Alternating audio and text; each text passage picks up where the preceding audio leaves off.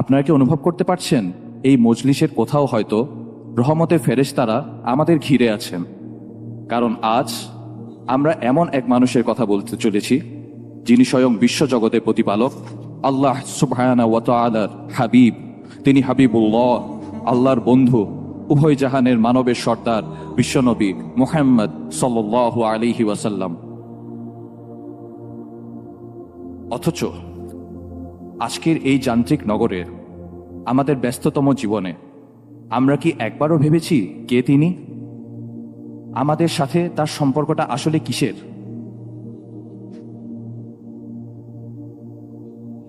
এটা কেবল কোনো নেতার প্রতি কর্মীর ভালোবাসা নয়, এটা নয় কোনো ফ্যান বা ফলোয়ারের ভালোবাসা। এই ভালোবাসা, এই টান রক্তের চেয়েও গভীর, আত্মার চেয়েও আপন। আসুন একটু পিছনে ফিরে যায় 1400 বছর আগের মক্কার ধুলিমলিন সেই পথে। আপনারা কি মক্কার অলিতে গলিতে হাঁটা সেই মানুষটিকে দেখতে পাচ্ছেন? তিনি ছিলেন মক্কার সবচেয়ে সম্ভ্রান্ত বংশের সন্তান, আল আমিন বলে সবাই তাকে বুকিয়ে জড়িয়ে ধরত। নবুয়তের পর সেই মানুষটি হয়ে গেলেন সবার শত্রু। আপনারা কি দেখতে পাচ্ছেন সেই দিনের দৃশ্য?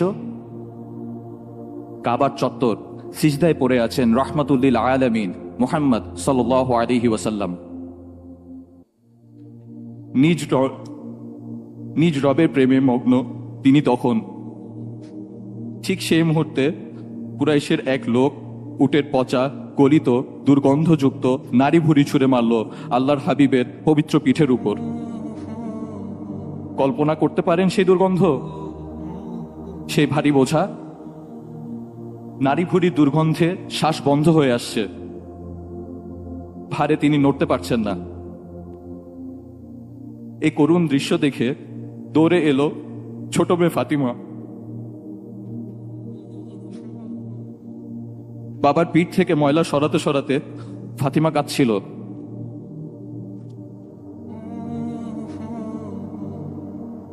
মাথা তুলে মেয়ের চোখের পানি মুছে তিনি বললেন, কেঁদো না মা, আল্লাহ তোমার বাবাকে রক্ষা করবেন।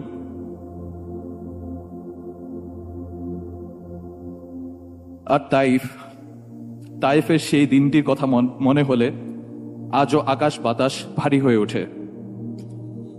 তিনি গেলেন মানুষকে মুক্তির পথ দেখাতে, আর তারা প্রতিদান দিল পাথর দিয়ে, বৃষ্টির মতো পাথর।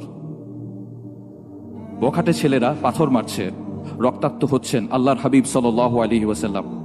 ফিনকি দিয়ে রক্ত বেরোচ্ছে তার পবিত্র দেহ মোবারক থেকে। রক্ত গড়িয়ে গড়িয়ে জুতার উপর পায়ের সাথে জমাট বেঁধে যায়।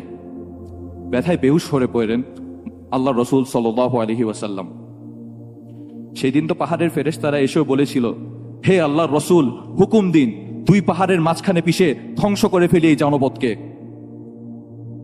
রক্তমাখা ঠোঁটে সেদিনও তিনি কোনো অভিযোগ করেননি, বলেছিলেন, না, ওরা বুঝতে পারেনি। আমি আশাবাদী, হয়তো তাদের অনাগত সন্তানরা একদিন আল্লাহকে ডাকবে। কার জন্য ছিল এই রক্ত? কার জন্য এই হাহাকার? শুধুমাত্র আমার জন্য, আপনার জন্য, আমাদের জন্য।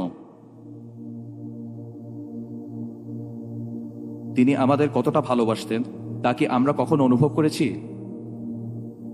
একদিন সাহাবীদের মাঝে বসে আল্লাহর হাবিব সাল্লাল্লাহু আলাইহি ওয়াসাল্লাম হঠাৎ ঠুকরে কেঁদে উঠলেন।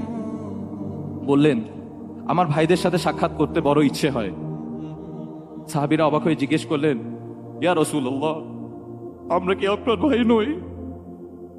তিনি বললেন, তোমরা আমার সাহাবী, আমার ভাই তো তারা যারা তোমাদের পরবর্তীতে আসবে, না দেখেও আমার প্রতি ঈমান আনবে।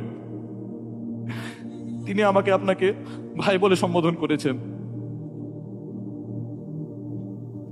আম্মাজান আয়েশা একবার আল্লাহর হাবিব সাল্লাল্লাহু আলাইহি ওয়াসাল্লামের কাছে দোয়া চাইলেন। তিনি এমন মন ভরে দোয়া করলেন যে আম্মাজান খুশিতে হেসে ফেললেন। নবীজি তখন জিজ্ঞেস করলেন, আয়েশা, আমার দোয়া কি তোমাকে আনন্দ দিয়েছে? আম্মাজান বললেন, অবশ্যই। তখন তিনি বললেন, আল্লাহর কসম, আমি প্রতি সলাতে আমার উম্মতের জন্য ঠিক এই দোয়াটি করি।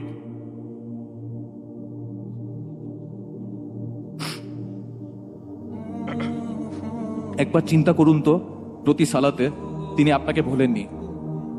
1400 বছর আগে মদিনার নির্জন রাতে যখন সবাই ঘুমিয়ে, তখন একজন মানুষের চোখ ভিজে যেত আপনার ফিকিরে। আর আজ আমরা সেই উম্মত কোথায় দাঁড়িয়ে আছি?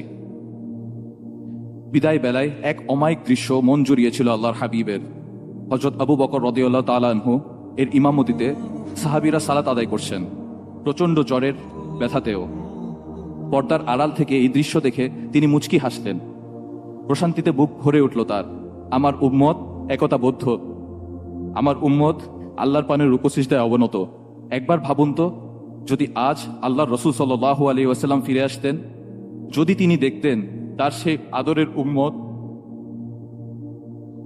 সেই আদরের উম্মতের মসজিদগুলো আজ ফজরের সময় খালি পড়ে থাকে, যদি তিনি দেখতেন তার ভাইয়েরা আজ অশ্লীলতায় মগ্ন, যে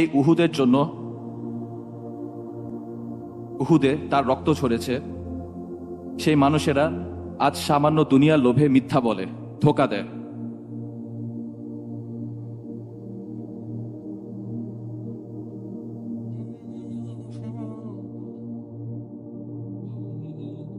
ভাই ও বোনেরা, আমাদের ঘরের দেয়ালে হয়তো তার নাম লেখা আছে ক্যালিওগ্রাফিতে ঝুলানো, কিন্তু আমাদের চরিত্র কি তার নূরকে ধারণ করতে পেরেছে?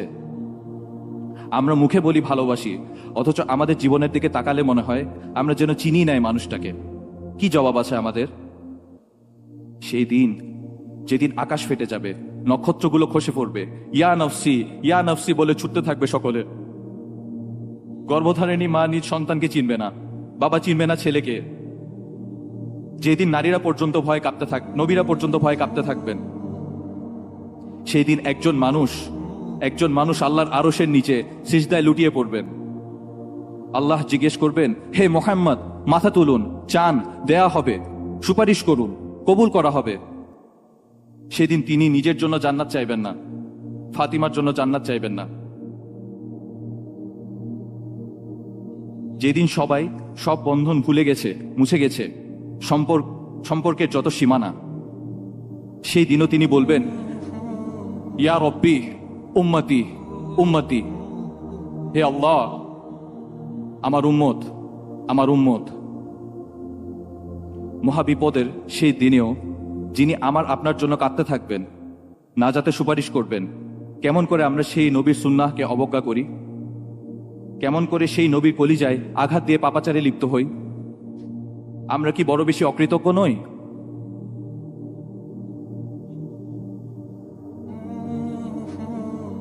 ভাই ও বোনেরা, সময় ফুরিয়ে যায়নি। রাসূলুল্লাহ সাল্লাল্লাহু আলাইহি ওয়াসাল্লামের ভালোবাসা মানে কেবল রবিউল আউয়ালে নাত গাওয়া নয়। তার ভালোবাসা মানে তার আদর্শে নিজ সত্তাকে রাঙানো, তার আখলাকে, নিজের জীবনকে সুশোভিত করা। তিনিই তো উসওয়াতুল হাসানা, সর্বোত্তম আদর্শ। আসুন, আজকের এই কোরআন কনফারেন্স ও সিরাত এক্সিবিশন প্রোগ্রাম থেকে আমরা প্রতিজ্ঞা করি, আমরা সেই মহান মানুষটার প্রেমে পড়ব। আসুন, শপথ করি, আমরা সেই দৃশ্যের নীলিমায় হারাবো যেখানে হাউজে কাউসারের পারে সেই প্রতীক্ষিত মুহূর্তে আমাদের জন্য অপেক্ষা করবেন আল্লাহর রসুল রহমাতুল লিল আলামিন খাতামুল আম্বিয়া মুস্তাফা মুহাম্মদ সাল্লাল্লাহু আলাইহি ওয়াসাল্লাম। মন প্রাণ উজাড় করে তাই চলুন সেই মহান মানুষটার নিমিত্তে আমরা দুরূদ পাঠ করি। আল্লাহুম্মা সাল্লি আলা সাল্লিম আলা নবিয়িনা মুহাম্মদ। اللهم صل على محمد وعلى آل محمد كما صليت على إبراهيم وعلى آل إبراهيم إنك حميد مجيد. اللهم بارك على محمد وعلى آل محمد كما باركت على إبراهيم وعلى آل إبراهيم إنك حميد مجيد. السلام عليكم ورحمة الله وبركاته.